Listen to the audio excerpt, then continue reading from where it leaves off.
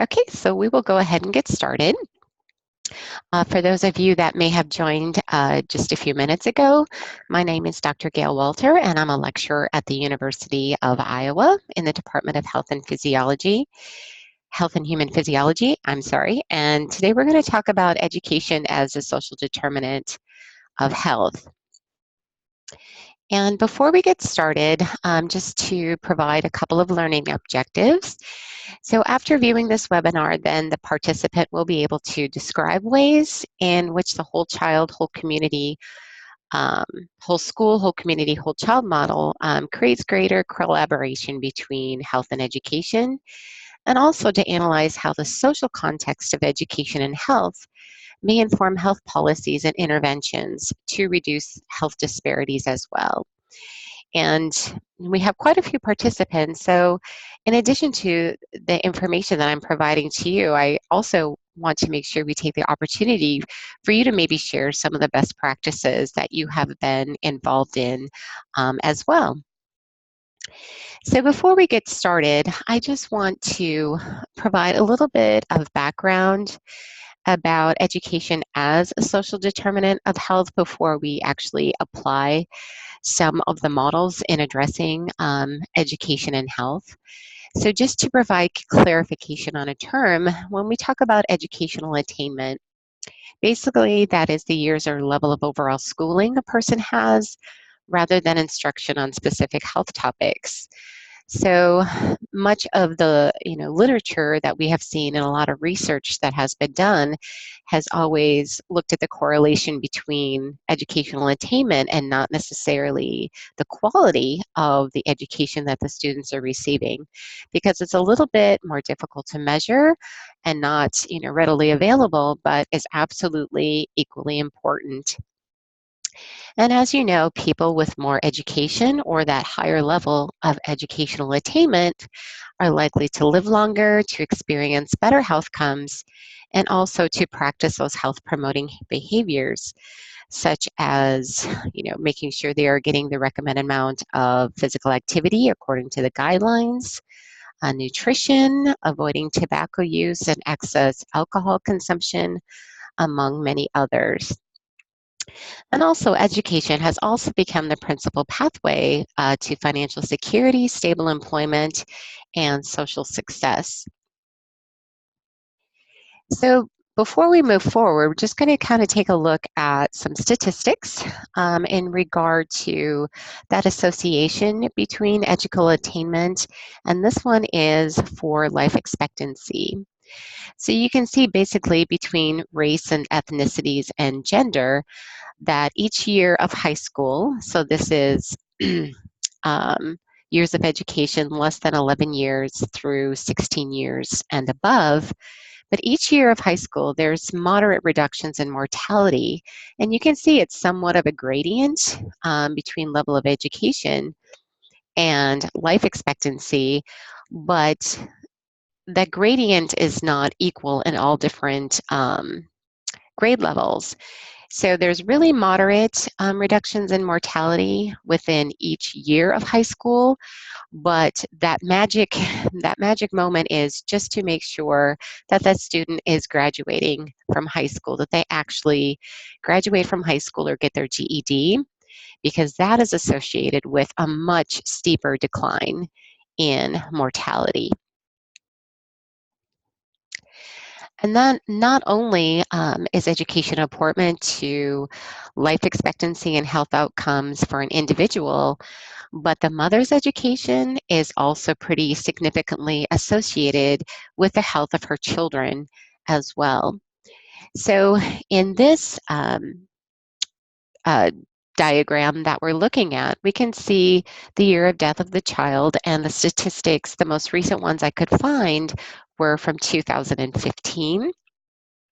But this demonstrates where you can see at the top, it kind of goes from 8th grade or less, and as you move down toward the bottom of the graph, you're seeing those with a doctorate or professional degree there in kind of that yellowish orangish color.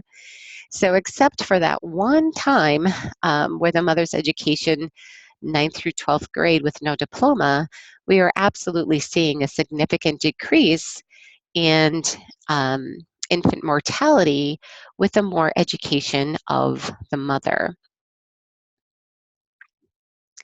And this was a table that was taken from an issue brief by the Robert Wood Johnson Foundation, where it's looking both at the education of the mother as well as the father as well, so both parents, and how that is linked with child health. So you can see by using data from the National Health Interview Survey that we are seeing that children whose parents have not finished high school are more than 6 times as likely to be in poor or fair health as children of college graduates. So not only is this really important to have a higher level of educational attainment as an individual, but also that is going to make a significant impact on the health and well-being of your children as well. So we can see this is infant mortality rates by race and Hispanic origin of the mother. And I'm sure you are probably all very familiar with these data, but I just kind of wanted to kind of put it into context where we can really look at that association between education and health. And this is a good sign that we're seeing from the year 2000 until 2013 that we have the data for. We are seeing decline in infant mortality rates, especially those in the non-Hispanic Black population. But absolutely, if you take a look at that disparity between non-Hispanic Blacks and then going down way to the bottom where you're only seeing maybe 6% for non-Hispanic whites, and you're seeing almost 13, 14% for non-Hispanic Blacks. We are seeing a pretty marked disparity in between those race and ethnicities. So now we move on to, this was a discussion paper by Zimmerman and Wolf, who have done a lot of research on the association between education and health. And they like to use a conceptual framework similar to the social ecological model to explore the impacts of social determinants, and for one being education, on health. So we can see where, when we look at education, it's not just all about the individual. And when we look at the whole school, whole community, whole child model, it is very evident that we are looking at collaborations and relationships among all of these different layers of this model, because individuals and their behaviors are absolutely embedded across the lifespan within a framework of nested institutional context. But unfortunately, each of these levels bring access to some wonderful opportunities, but as you know, there's going to be constraints as well, especially when we're looking at social economic policies and having those policies eventually become law. It gets a little bit more challenging. So one thing to remember then is education is basically a key driver in all of these different levels. And the more we incorporate and collaborate among all of these different levels, we're actually going to bring awareness to the importance to invest in education as well, which, more or less then would lead to improvements in educational policy. So let's look then at education as a social determinant. And education then would be considered an upstream determinant, one of those types of things that more or less may indirectly impact health, but it does serve as some type of a mediator between the upstream determinants and then the downstream determinants. So in addition to education, we're also seeing determinants such as the neighborhood and the built environment or the physical environment. We're looking at sleep, stress, racism, social capital, all of those different types of things absolutely impact health. And the benefits then of, say, for example, investing in education and bringing awareness to education, and not so much focusing on just the level of educational attainment, but really looking into the quality of our instruction, we're looking at a lot of really great benefits from education, such as enhancing cognitive skills, navigating the healthcare system, personal health behaviors, as well as attainment of economic and social resources. And as we take a look at some of those things in relationship to human capital, and a lot of these things are really, these skills are really important to have. But I think it's, especially for children that are living in disadvantaged areas, that they are really receiving education to allow themselves to improve on these skills. So therefore, they're much able to mediate stress. They are, more likely to have a locus of control and be able to problem solve and have some personal control rather so much than lashing out or resorting to bullying or things like that. So we can see some of these things are really, detrimental not only to adults, but especially for children as well. So learned effectiveness, having that personal control. And then also related to non-cognitive skills, where we're looking at conscientiousness, where these children are able to know the difference between right and wrong and make decisions as a result of that. They're becoming more extroverted. They're being more social with their classmates and kind of building, their network of friends, agreeableness, and also that emotional stability. And that relates a lot to resilience. There's some children, that have really been through a lot of really terrible things. And I'm not sure if you're familiar with the ACEs study. I actually just lectured about this a couple of weeks ago in class.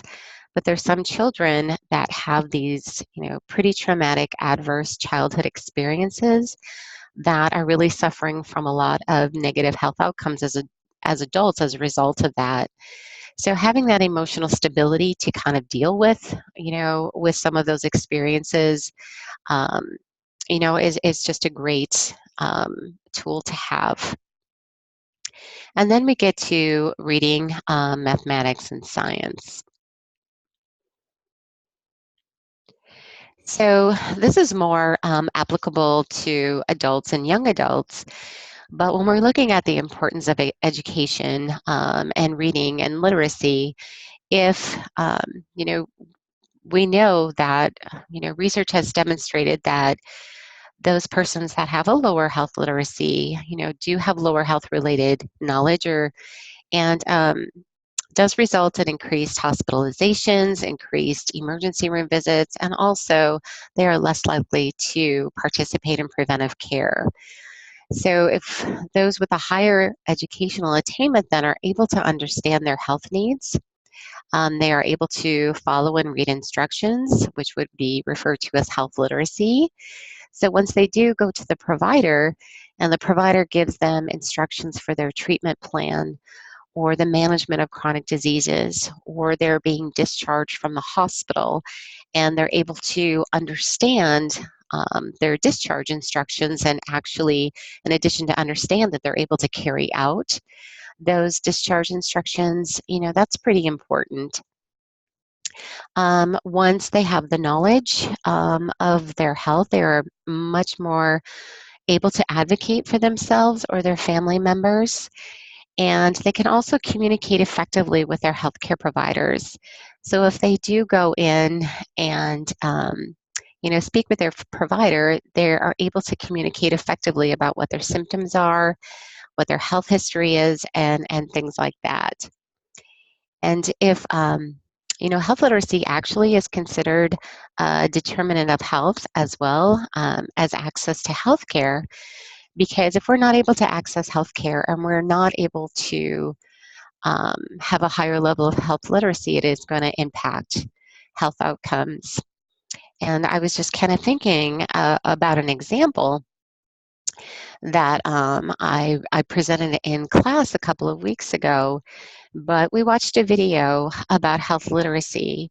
And sometimes, with being so busy and patients coming in and out, we kind of forget to think about the patient holistically. And we don't really screen for what their level of health literacy is, and sometimes we're just providing information that they don't understand, just assuming that they do understand because they don't ask any questions, when in essence, they might just be, a little embarrassed to ask questions because it might be something very simple. So of course, as clinicians or providers, we really need to ask those questions to make sure patients are understanding. And the example that I provided was they were just speaking, the interviewer was just speaking with a lot of different patients, and they asked them to interpret what the label was on a medicine bottle. And it's like, okay, well, on your medicine bottle for your prescription, it says to take twice a day.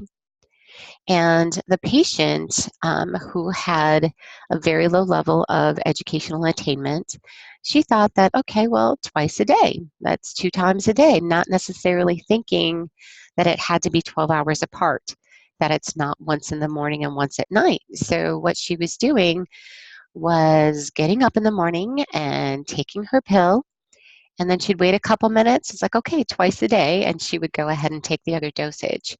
So I think it's really important to remember, health literacy and make sure that the patients are really understanding their treatment regimen and also how to take their prescriptions appropriately.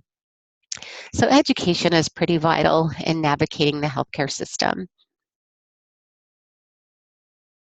Okay, so the next thing then, personal health behaviors. So of course, adults with higher levels of education are less likely to engage in risky behaviors. There is that education gradient, as we looked at earlier, that not only is that gradient evident in life expectancy, it's also evident in regards to health behaviors. So education then offers opportunities to learn more about health risk. And the more information we know, so that's where it's so extremely important when we're looking at school health, where not only is physical education important for these students to make sure they're meeting those physical activity guidelines, but we really need to talk about health behaviors as well and the consequences of those. Because the more you know, you're able to make better decisions about your health behaviors. So adults then with higher levels of education also tend to have lower exposure to stress related to economic deprivation, as well as having those access to more resources. And of course, there's also a gradient with social capital as well. So here is just a chart that demonstrates that gradient between lower educational attainment and health behaviors. So we can see coronary heart disease, stroke, hypertension, emphysema, chronic bronchitis, and diabetes. All of those have a gradient where the more education that you have, the less likely you are going to have, it kind of reduces your risk of having some of these chronic diseases. And smoking rates are much lower in those individuals with a higher level of educational attainment, and those with higher levels are also much more likely to meet their physical activity guidelines compared to those with a lower educational attainment, such as not having a high school diploma. And then we'll talk about economic and social resources. And according to the literature, adults with more education, as I mentioned on the earlier slide, does have greater access to material, financial, and social resources. And, as kind of I alluded to earlier, if adults have more education, then they are more likely to have a place of employment or to have a job that has a lot of these resources and amenities available to them to participate in physical activity and other healthy behaviors. Education is also related to your job, which is related then to the neighborhood that you're going to be able to live in as a result of the wages that you get from your place of employment. So they all kind of tie in together. So from an economic standpoint, more education will help you get a better job. And within that job, you could then have access to health insurance and also workplace health promotion programs, where corporate wellness is actually becoming pretty popular because it just makes sense. And you know this more than anybody, that um, it's better to target those individuals where they spend most of their time, and that is in the workplace and that is in the schools. And of course, social resources, so that greater social support, and then their ability to get out and participate in civic groups and organizations. And just to kind of finish up with this part, or section of the webinar before we go into the whole school, whole community, whole child model, is also at the community level. We're looking at individuals with more education. Of course, they benefit from health-related characteristics of the environment. They have walking paths which are safe to be at. They're illuminated. They have traffic calming devices. They have access to nutritious foods, those types of things. And also social capital and collective efficacy, where people who have that higher social capital, that are living in neighborhoods where they trust each other, they respect each other, they're also kind of looking out for each other as well. And in some neighborhoods, they don't have that. They're worried about graffiti and vandalism and crime and gang activity and things like that, which isn't really conducive to good health. So some recommendations: absolutely, we need to improve health through education policies and programs, close those gaps in educational attainment, and also the Every Student Succeeds Act, where it does incorporate health education. And sorry, I just had something pop up on my computer, so it kind of distracted me. Sorry about that. And so health education then is an academic subject separate. And what we really want to, or I want to reiterate is, we're not just looking at the students that are disadvantaged. We want to make sure that this commitment is equally available to all students. Okay, so before we move on, does anybody have any questions or anything that they want to add to the conversation in regard to their experience with education as a social determinant, or things that you have found that have been really successful in addressing this? This is Jenny again from Hi, Iowa Jenny. State. Hi. Hi. I am so happy that you mentioned the ACEs recently. Mm-hmm. I've been sharing that also with my pre-service teachers, just so that opens their eyes, just to have that better understanding with upbringing and a lot of what these children cannot control, in their Oh, lives. absolutely. And so, I mean, some of my students can certainly, what's the word I'm looking for? They can relate, depending Yeah. on what they've experienced. But I also have some students that are blessed to have had a very nice childhood, and not have seen domestic violence or Mm-hmm. had addiction in their lives. Right. And that study was just such a wake-up call, I think, to many of them, to the reality. You've made a good point. We're not just going to focus on those that have disparities, but just what they might be diving headfirst into in some of these communities, or if they're out of Iowa, if they go to a different state to teach, Absolutely. what they Yeah. need to keep in their wheelhouse. Just so when that was published and made public, I was just so grateful to have that so organized, and then also just a great teaching tool for those of us as well that are prepping future professionals. Yeah. Are you familiar with Dr. Nadine Burke-Harris at all? She's a pediatrician who is really pushing for pediatricians to be screening young children for ACEs, Okay. because yeah, and I'll send you. It's about a 20-minute TED Talk that I share in my class, Okay. and it's amazing, and it really opens their eyes, because I teach, future clinicians, and it's like, oh my gosh, we didn't even really think about that, and it's like, Mm-hmm. the more ACEs that you have, it does reduce your life expectancy, like Right. as you mentioned, addiction in the home, having a parent who was incarcerated, sexual, physical abuse, verbal abuse, all those types of things.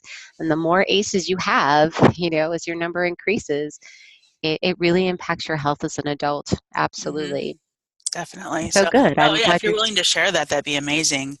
Because yeah, her name does not ring a bell now that I'm trying to think. So if you're, I love my resources, so I'm more than happy to take a look-see at that. okay. I will send that on. Thank you. Thank you for sharing. Anybody else? Anything they want to share before we move forward? Okay, so now we're kind of, talking about the reverse causality. So we know the association between education and health, but we also need to realize that poor health, having poor health and keeping these kids healthy and staying in school leads to poor educational outcomes as well in relationship to nutrition and substance use and all of those other items that you are seeing on the screen.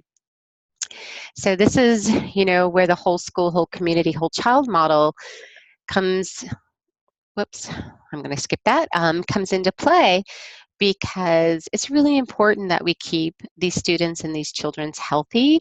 So to get them on that right trajectory where they are developing good, healthy behaviors and staying healthy, and therefore they're able to learn better. So it's, enhancing them cognitively as well as just helping them to stay in school so they can learn and achieve, that higher level of educational attainment. So the whole school, whole community, whole child model is basically an expansion and update of the coordinated school health approach. And basically what it is, it was just kind of reestablished then or revised in 2014. So it's not really that old, and there really hasn't been a whole lot of research out there as the effectiveness of this new model. But absolutely, the literature and the research that is coming in is showing some really, really positive things in relationship to creating this environment to ensure, the health of the child. So, they can be engaged in their learning and be successful. So what this model is then, it's basically a unified collaborative approach to designed to improve learning and health in our nation's school. So if you can see in the middle and then in the center of this model is the child or is the student. They are the focus of this model. And it's a school-wide approach where you have all of these other, you know, um, all these other sectors that are supporting that child in order for them to be safe, engaged, supported, challenged, and healthy. So we're not necessarily just looking, okay, well, it's just an obligation of the school to ensure that this child is healthy. You have to remember that these children, as they grow up, they're going to become, productive members of our society and, be in the workforce. So it makes sense that many different sectors want to ensure their success. And so, we're looking at, making sure they have a social and emotional climate that is conducive to learning, a physical environment, really engaging the family and the parents as well as the students within this model, and then also having that community involvement. And as you see, right at the top of that model, we're seeing health education, where not only are we providing physical, education activities and resources for these children, but we're also focusing on health behaviors as well. So these are the whole child tenets then.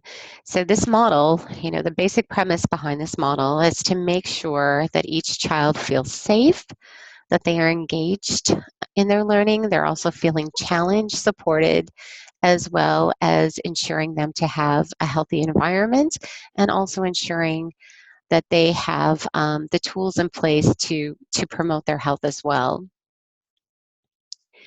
So going back to the model, and this is basically just kind of showing you what each of the components of this model is, but you can see the white band. So of course, right in the middle of the model is the child surrounded by these 5 tenets. And then on the outside of that is, the white band that emphasizes the alignment, integration, and collaboration needed. So you can see where it talks about coordination and all of those types of things then will lead to improving learning and therefore improving health as well. And then represented in the blue, those are all the different components that surround the child, basically serving as the hub that provides a full range of learning and health support systems. So these different, components that I had just talked about earlier are interacting and collaborating with the community, coming up with recommendations and strategies and improvements and policy as well in order to support its students. So the benefits, as I mentioned, the benefits are endless, and the results, from the literature that I've looked at in preparation for this webinar is showing some really, really great successes. And also, the benefits are to, leverage those resources. And, with leveraging resources, and basically that's just that, collaborative effort to strengthen the core mission of the schools, community-wide financial resources, partnerships, and coordination between those systems. Make sure you are utilizing resources efficiently, which then would result in improving both health and education outcomes. So for example, in one of the articles that I read, it was demonstrating that once this model has been applied and some of these components have been put in place within a school, especially, I think the one specific example they provided was a school-based health center has shown to reduce the number of inappropriate visits to the emergency room and a much higher increase in the use of primary care and not necessarily going to acute care or the emergency care for something that could be taken care of by their primary care provider. So we were really seeing a lot of successes so far. So the next thing I want to talk about next is, now that we have this wonderful model, how are we going to start planning, implementing, and then evaluating that model within our school districts? So in planning, initially, what you need to do then is to, really address the alignment of health and learning through the context of those 5 tenets and the 10 components that, I had demonstrated to you in that visual of the model. So things that you really need to consider as you are moving forward with planning this model is to, assess student needs, resources, policies, the administrative support that you're going to have within the school district to kind of move forward with some of these initiatives, school climate and culture, making sure that you have a process in place to hold the school accountable and to how you're going to measure the effectiveness of the strategies that you're recommending, and also assess the community assets and resources. And one thing, before I move on, I do want to mention is those are just some of the things to consider when planning, but absolutely depending on the school district that you're working with, some of those items, may lead to some variation of the model as well. So as we start to plan, first thing we need to do, we're setting the stage, we're developing that relationship with, within the school district, or maybe it's a specific school if you kind of want to pilot starting with one school before you make it a district-wide implementation.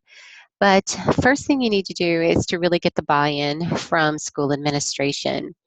And the one way that you can do that is maybe demonstrate the literature, show them what has been done, and once they can see the benefits of the model, the school would be, much more likely to implement that. It's like, well, yeah, if these schools have done it, there's no reason why we can't do it too.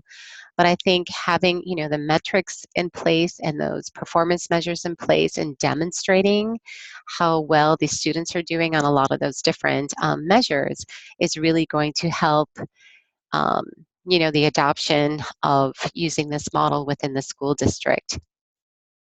So some of the questions, there's a lot of different questions that you can ask, but these are just some examples of the information that you might want to consider gathering as you're starting to plan for implementation of this model. So you might want to ask, what other kind of coordinated school health initiatives have been implemented in the district? And then, okay, were those initiatives successful? Were they not quite so successful? Is there something that we could potentially do better? And then also ask about, are there any committees or task forces that are addressing specific health topics? And of course, you always want to invite those representatives to the table. So what agencies or partners has the school partnered with to provide health and wellness services to the students? And also, how involved are the students' parents and community members that identify both academic and non-academic needs? So a lot of different things that you need to consider during that planning stage. So in addition, some other things that you want to gather are some student data. So those could be academic measures, so scores and rankings. You could get data on attendance, graduation, dropout rates, truancy, those type of things. Student health and wellness data, looking at some aggregated risk behavior reports, and then also school climate and safety reports as well. And that kind of just helps to give you a better idea of the climate and the culture of that particularly school district or that particular school. Some other information to consider gathering are policies, practices, and processes. Take a look at the school's strategic plan and or their school improvement project, because that can really give you a lot of helpful information as well about what is the future focus of the school district in relationship to the health of their students, and also kind of take a look at some legislation and policies at the state and district level related to students' health and wellness. Assessment tools, there's a few different assessment tools that are available. Some are available on the CDC's website, where it talks about a curriculum and analysis tool, and also there is the school health index and a lot of different tools that you can use. But take a look at those tools and kind of, gather your baseline data on the students. And also then to prioritize needs and planning. So once you've examined and you've completed an assessment of the student needs, then you can go ahead and determine, okay, what is our greatest need here? What are our biggest priorities? And then of course you also have to say, well, if these are our priorities, am I really going to have the resources and the support to do this? So what you want to do is, sit down with the school district and really decide what thing you really, really need to focus on first based on all this information that you have gathered. And next, you move on to the implementation stage. And of course, there's a lot more components than this, and I could spend all afternoon just talking about this model because there's so much to it, and just a lot of wonderful things that school districts are doing to improve the health of their students.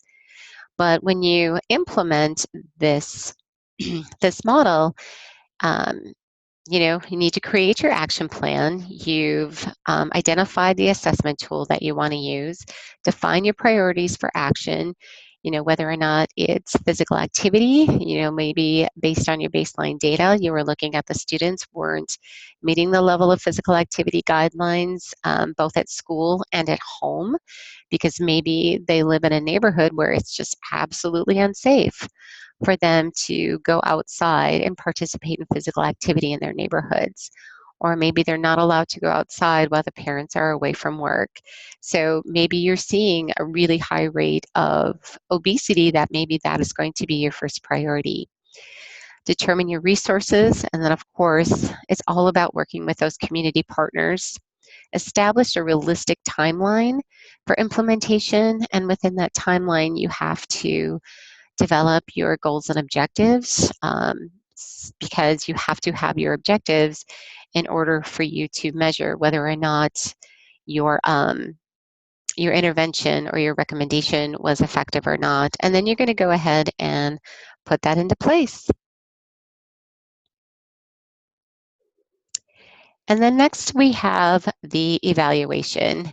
And the evaluation starts way at the beginning of the planning process and continues throughout implementation and beyond. So when we're looking at formative evaluation, that is what is done during the planning and implementation stages to identify the needs of the school, and also to identify community needs and assets. And then the summative evaluation consists of two different types of evaluations, excuse me, both your impact and your outcome evaluation. So in your impact, you're going to, look at the data and say, okay, did we reach our goals? Did we have a reduced, did we increase our time that students are participating in physical activity? Are we reducing, their BMI? Those can absolutely be measured. And then you also need to consider what the outcome was of your program or your intervention, which is a little bit more difficult to quantify, because some of these things that you're doing aren't really going to maybe not demonstrate a real short-term change. It might be more of a long-term type of behavioral change, so a little bit more difficult to measure. But, it would be great, and especially, within a school district, it's nice because you've got access to those children where you can, collect some measures while they are in 3rd or 4th grade, and then maybe collect some additional measures in 7th and 8th grade. So it's kind of nice. You can kind of look at that longitudinal data and see the kind of impact that your program has had over time.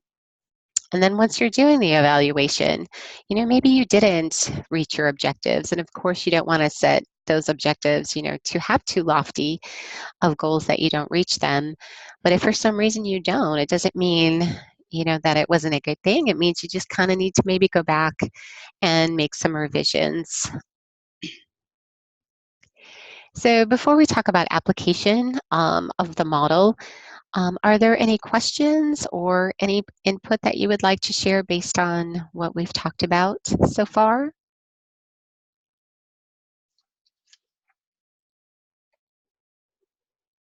Okay, so let's go ahead and look at some real life examples of where this model has actually been put into place, both at the state level and at a local level. So first we'll take a look at the state of Arkansas. And they've actually had a really long history of collaboration between their state health and education departments. And as you could see, the model wasn't developed, well, it was developed earlier, but it was revised in about 2014. But you're looking at a state that has actually have been doing a lot of wonderful things that completely align with that model prior to it being revised. So a really long history of collaboration. So one of the things that the state of Arkansas did was the Act of 1220, adopted back in 2003, and it addressed multiple areas of a healthy school environment. So as a result, what they did was requirements for BMI screening in schools. They established a child health advisory committee to go over some of the data and suggest things that would help to improve the health of the students. And one thing that I really liked in, because I think, a school nurse, or maybe some schools don't have a health education specialist that's focused specifically on school health, they created positions for regional community health promotion specialists to work within these school districts, which I thought was a really great idea. They also adopted the tobacco excise tax in 2009. And within that tax, they were able to use that funding to increase opportunities for physical activity. And actually, they received funding for 22 school-based health centers. And I honestly don't know, and maybe you can share this with me, toward the conclusion of the webinar, of whether or not you know of elementary schools or high schools that actually have school-based health centers for their students. I think that would be a wonderful thing. And as a result of all of these different initiatives, there were a lot of really substantial positive changes in school health environments, policies, and practices. In the state of Kentucky, they've also had, just similar to Arkansas, a long-standing relationship between their health and education departments, and they brought an increased awareness of coordinated school health among education leaders across the state. Because unless you really know about coordinated school health and you know about all of these models, you're going to be much less likely to implement or to adopt some of these changes. So one of the things they really stressed was to make sure these leaders across the state knew about these initiatives and how they were able to be, implemented within their own school districts. So the state agencies help focus on, making that connection between coordinated school health and educational outcomes. And the state of Kentucky also established a program review process where it was an assessment and accountability model that provides feedback and recommendations focused on improving the quality of educational experiences. So what they did was, basically what happened within the school district is that they were audited, and people from the state came in to take a look at all these initiatives related to school health, and they received one of 4 designations. And based on that designation was the ability for funding. So what they did was, depending on their recommendation or their designation, it basically wasn't a punitive thing, but it was more or less saying, we've kind of taken a look at some of your initiatives and we really think there's room for improvement here, and gave them the tools and resources that they need to make improvements within their programs.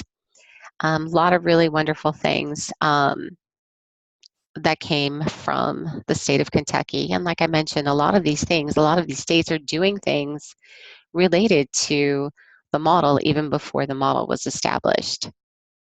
But absolutely a lot of really good best practices. So now we move on to the local level. Maine Regional School Unit and also Denver, both of these schools are located in Colorado. But some of the things that they've done, which you can see is, their focus, began way back in 1991. They've established a school health advisory council as well, created some policies on their school campuses regarding tobacco, nutrition, walking school bus. What they did was, within all their vending machines on the school campus, they kind of swapped out some of the not quite so healthy options within their vending machines and replaced them all with healthy options. And they were also able to increase the number of positions for, teachers that specialized in health education, nurses, and guidance counselors. And I really like seeing the guidance counselors, especially when we kind of go back to the ACEs study, and ACE, if you recall, is adverse childhood experiences. But sometimes these children just need to talk about maybe what's going on at home and know that they are supported.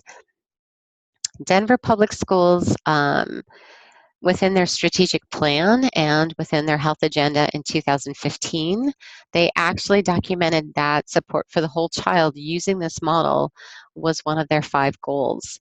So anything related to their strategic plan and initiatives for improving school health actually became one of their goals, which was a great thing to see.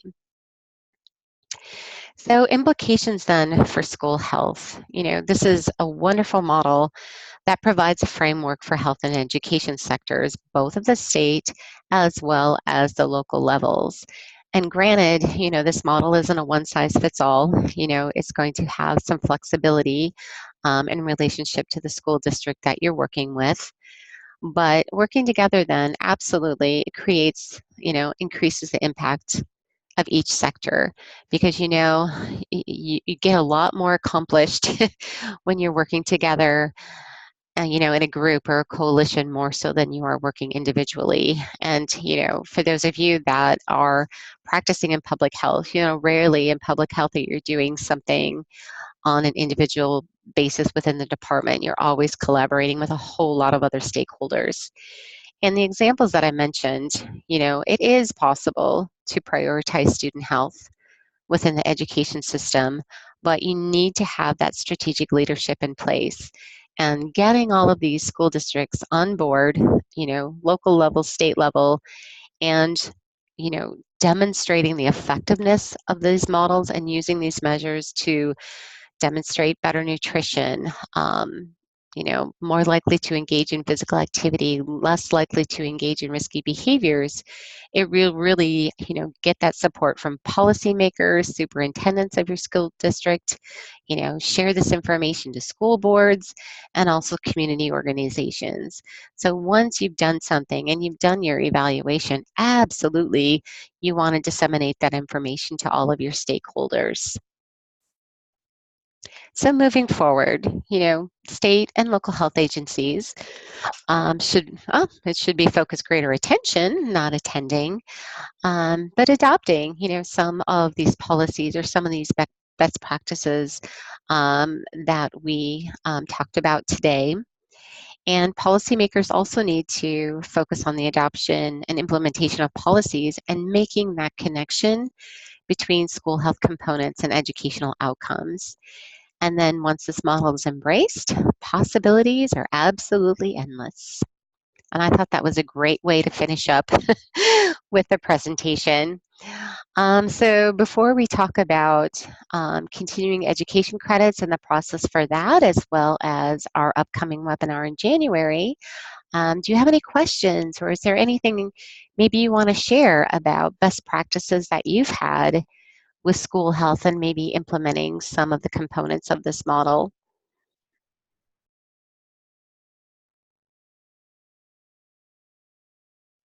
Or if you have a question, you can absolutely put that in the chat box as well.